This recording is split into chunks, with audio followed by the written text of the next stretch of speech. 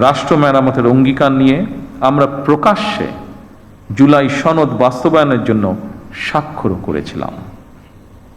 জনগণ আমাদের প্রতিটি অঙ্গীকারের পক্ষে সমর্থন জানিয়েছেন। এবার আমাদের অঙ্গীকার বাস্তবায়নের পালা। সম্মানিত সকল উপস্থিতিবৃন্দ, আমরা ইতিমধ্যেই জনগণের সামনে দেওয়া অঙ্গীকার বাস্তবায়নের কাজ শুরু করেছি।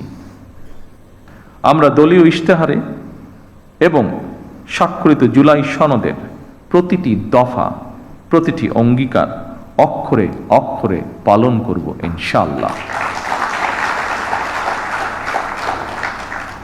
আমি বিশ্বাস করি ব্যক্তিগতভাবে পুঁথিগত পরিবর্তনের চেয়ে মানসিকতার পরিবর্তন অত্যন্ত বেশি জরুরি।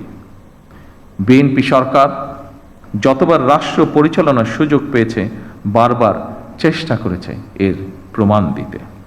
সম্মানিত উপস্থিতিবৃন্দ, বৈশ্বিক যুদ্ধ পরিস্থিতির মধ্যেও আমরা সবকিছু চেষ্টা করছি স্বাভাবিক রাখার।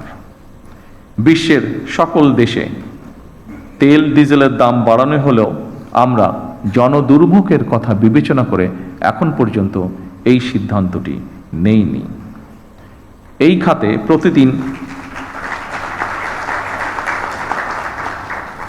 খাতে প্রতিদিন শত শত কোটি টাকা ভর্তুকি দিয়ে হলেও সরকার চেষ্টা করছে আন্তরিকভাবে পরিস্থিতি স্বাভাবিক রাখার।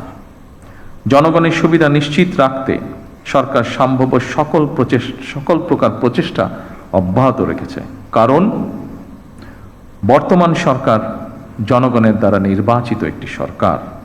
বর্তমান সরকার জনগণের কাছে দায়বদ্ধ সরকার।